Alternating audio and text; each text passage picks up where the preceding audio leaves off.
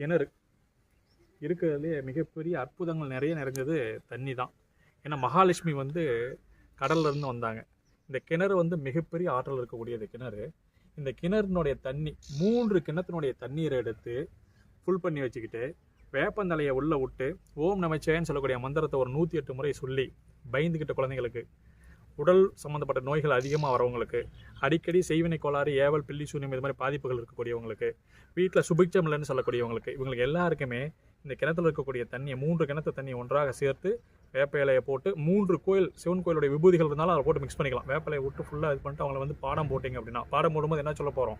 ஓம் நம சிவாய, ஓம் நம சிவாய, ஓம் நம சிவாயன்னு சொல்லி 108 முறை சொன்னீங்கன்னா ஆட்டோமேட்டிக்காக அவங்களோட எல்லா விதமான பிரச்சனைகளும் சரியாயிரும்.